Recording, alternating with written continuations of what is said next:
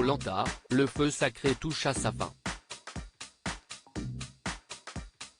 Éliminé aux portes de la finale après un coup de maître de Tania et Julie, Quentin a fait une nouvelle mise au point sur son compte Instagram pour s'expliquer sur une erreur stratégique qui lui a coûté très cher.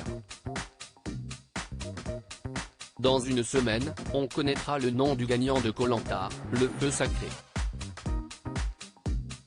Cette saison aura été marquée par la performance de Tania, qui malgré son élimination et un record de voix contre elle dans les différents conseils, sera sur les poteaux face à Frédéric et Nicolas. Mais elle aura été aussi avec Julie à l'origine de l'une des plus belles stratégies de la saison et peut-être même de l'histoire du jeu. Un tour de passe-passe avec un collier d'immunité, qui leur a permis d'éliminer Quentin aux portes de la finale. Les internautes lui reprochent une erreur stratégique à son arrivée dans la résidence du jury final. Le père de famille a eu bien du mal à cacher son amertume, s'en prenant directement à la responsable de son élimination. Tania était un peu ma bête noire. J'ai voté contre elle à chaque conseil et je voulais l'éliminer depuis le début. Et au final, je me fais avoir comme un bleu. Si est ça qui est hyper dur à encaisser, a-t-il affirmé. Quentin a tenu à faire une nouvelle mise au point, ce mercredi 7 juin, sur son compte Instagram. Il est longuement revenu sur une erreur stratégique que lui ont reproché les internautes. Pour eux, il aurait dû profiter d'avoir un vote noir pour mettre les noms de Tania et de Julie dans l'urne et ainsi tenter de se protéger. Si est tout simple. Il faut savoir qu'on était quand même au 38e jour d'aventure. La tension était à son comble, surtout que Frédéric, Tania et moi, on est partis en urgence médicale suite à notre intoxication alimentaire. Quand nous sommes revenus, Nicolas nous a pris en aparté avec Fred et nous a dit qu'il avait trop peur parce que Julie lui avait montré un collier d'immunité.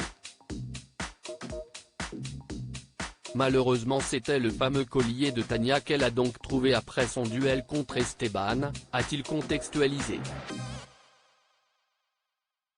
Quentin regrette de ne pas avoir pris de risque. Quentin a expliqué ensuite ce qui l'avait amené à son mauvais choix. Beaucoup d'entre vous vont dire que j'aurais dû splitter les votes, que si j'avais splitté les votes entre Tania et Julie, il y aurait eu une égalité. Cependant Julie a également fait croire à Nicolas qu'elle avait trouvé une arme stratégique. Quand on rajoute tout ça et qu'on met tout ça sur la table, ça fait énormément de pièces. Et on se retrouve vite perdu, a-t-il détaillé. À ce stade, on a peur de tout et on ne veut pas prendre de risques. Malheureusement, j'aurais dû prendre ce risque. On aurait peut-être eu une égalité, a-t-il reconnu. Mais aujourd'hui, Quentin relativise et remarque que le jeu est terminé depuis longtemps.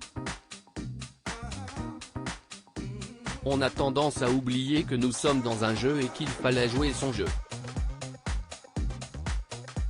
J'ai essayé de jouer un jeu de stratégie auquel je n'avais joué jusqu'à maintenant, a-t-il rappelé.